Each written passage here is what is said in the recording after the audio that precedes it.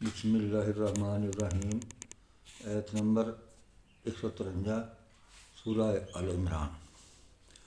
اعوذ باللہ من الشیطان الرجیم، بسم اللہ الرحمن الرحیم۔ اذ تسعدون ولا تلوون على أحد والرسول يدعوكم في أخراكم فأصابكم غما بغم لكي لا تحزنوا على ما فاتكم ولا ما أصابكم واللہ خبیر بما تعملون۔ بسم اللہ الرحمن الرحیم۔ اذ جب تسعدون تم چڑھ رہے تھے، جا رہے تھے یا بھاگ رہے تھے، تم چڑھ رہے تھے، ولا تلوون اور پیچھے مڑ کر نہ دیکھ رہے تھے، اعلی احدن کسی کو، والرسول یدعوکم اور رسول تمہیں بلا رہے تھے، فی اخراکم دوسری جماعت میں، یعنی پیچھے سے رسول تمہیں آواز دے رہے تھے، بلا رہے تھے، فصابکم غمن اور تمہیں ملا غم، بے غمن غم کا بدلہ غم ملا، لکیلا اس لیے کہ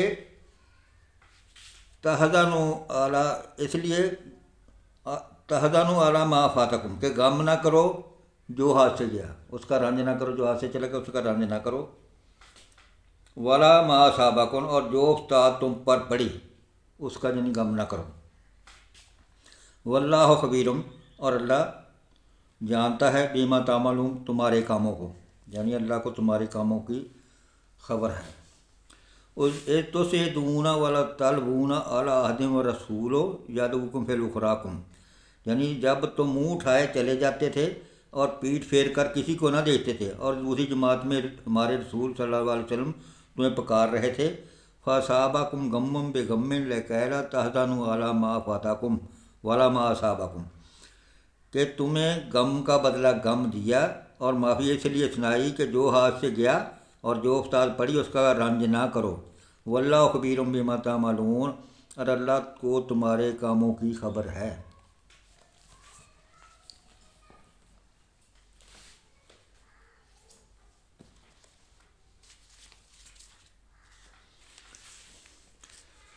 یاد کرو جب تم بھاگے چلے جا رہے تھے،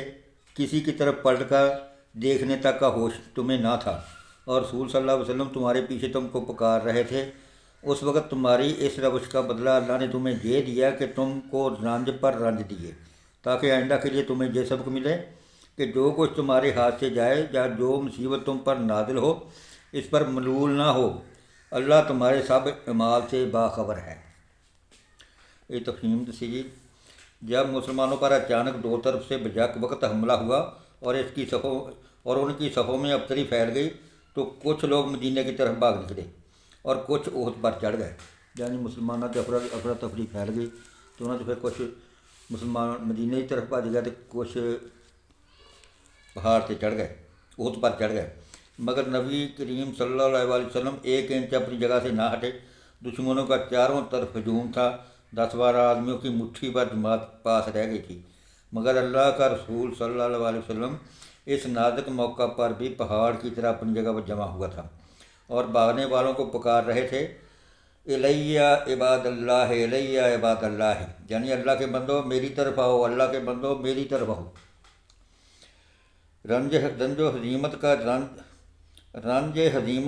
رنج اس خبر کے نبی صلی اللہ علیہ وسلم شہید ہو گئے، رنج اپنے کثیر التعداد مقتولوں اور مجروحوں کا، رنج اس بات کا کہ اب گھروں کی بھی خیر نہیں، 3000 دشمن جن کی تعداد مدینے کی مجموعی آبادی سے بھی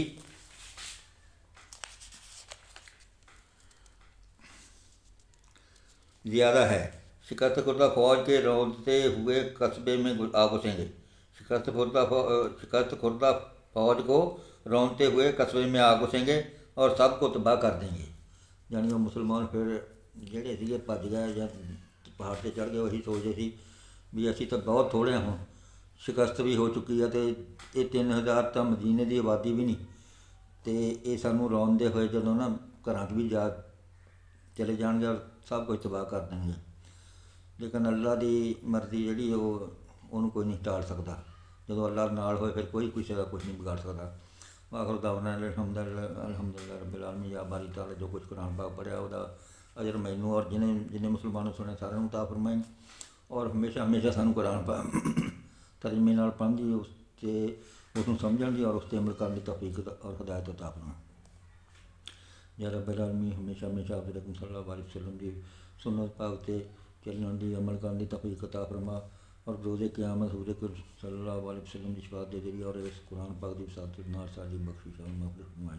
باخر دعوانا الحمدللہ رب العالمین۔